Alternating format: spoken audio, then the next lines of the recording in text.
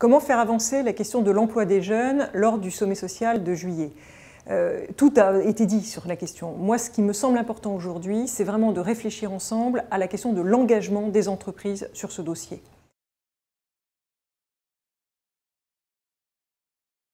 Avec plusieurs manières de poser la question de cet engagement des grandes entreprises. D'abord, les aider à le faire. Peut-être penser à un guichet unique qui permettrait aux entreprises de s'adresser à un lieu qui serait lui-même l'interlocuteur, l'interface entre des politiques d'entreprise et des situations de jeunes sur un territoire donné. Mais aussi un travail à l'intérieur de l'entreprise pour identifier tous les emplois, toutes les activités qui peuvent être des premières marches pour accueillir des jeunes non qualifiés, mais qui sont en marche vers une professionnalisation. Troisième élément, je pense qu'il y a aussi à intégrer, à faire rentrer cette réflexion sur l'emploi des jeunes dans une politique beaucoup plus large de diversité.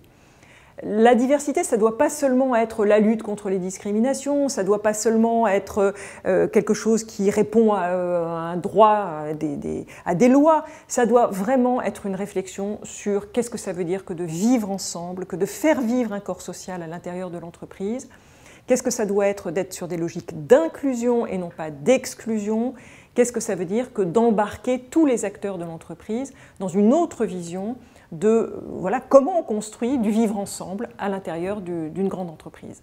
Dernier élément, je crois que tout ça doit se penser dans une logique territoriale, doit se penser dans les relations qu'une grande entreprise a avec le bassin d'emploi où elle est située, donc également dans les relations qu'elle entretient avec un réseau de PME, avec des collectivités locales, avec des acteurs de la formation, universitaires, écoles, etc. Je crois que c'est aussi quelque chose qui se construit localement et sur un territoire donné. Du côté des jeunes, à nouveau, je pense qu'il y a la question de l'interface, donc à nouveau du guichet unique, qui peut être quelque chose d'extrêmement efficace. Mais il y a aussi une vraie réflexion sur la question de l'orientation. Et là, j'ai un peu envie de dire que beaucoup de choses sont à reprendre, beaucoup de choses sont à reconstruire, beaucoup de choses sont à inventer, mais en tirant profit des expériences menées à l'étranger, qui sont dans la plupart des cas des expériences plus réussies que les nôtres. La première chose, c'est qu'il faut quand même rappeler qu'il est normal, qu'on a le droit de ne pas avoir de projet quand on a 15 ans, 16 ans, 17 ans. Deuxième chose, pour nous, l'orientation, c'est aussi d'abord et avant tout d'être dans des réseaux qui vont supporter, accompagner, faire travailler ensemble, pouvoir échanger, pouvoir faire le point, pouvoir ne pas être seul par rapport à cette question de l'orientation.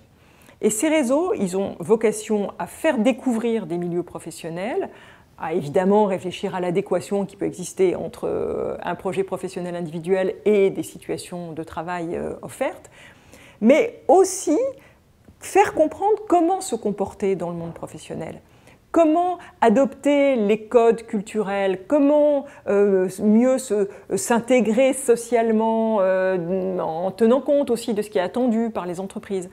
Tout ça sont des choses qui sont extrêmement importantes pour réussir la question non pas forcément de l'emploi, mais de l'intégration, c'est-à-dire de l'emploi qui dure, de l'emploi qui permet de rebondir, de la chance qui a été offerte une fois, mais qui se transforme réellement en un processus de professionnalisation. Le problème que nous avons, nous, en France, c'est que quand on commence à se poser la question de l'orientation des jeunes non qualifiés, il est trop tard. Le travail préalable n'a pas été fait. Et nombre de jeunes ont vécu au sein de l'école des expériences tellement négatives sur ce que ça signifie qu'être orienté, qu'on a du mal à remonter la pente, qu'on a du mal à positiver tout ça et qu'on a du mal à faire de cet espace d'orientation quelque chose qui soit vécu comme une aide, comme un accompagnement, comme un support et non pas comme une sanction. Il y a tout un travail en amont sur la manière dont se déroulent les temps dédiés à l'orientation. Nous préconisons plutôt la présence de professionnels sur ce champ-là, ou un travail en collaboration avec des enseignants, mais qui ont pu eux-mêmes comprendre ce qu'était un milieu professionnel, comprendre comment fonctionnait une entreprise. Nous préconisons que cette orientation soit vraiment de la responsabilité du territoire où le jeune habite et où le jeune vit. Nous préconisons donc quelque chose de beaucoup plus pragmatique, beaucoup plus ancré dans une réalité sociale et territoriale, et qui se construit bien avant le moment où il est trop tard, malheureusement.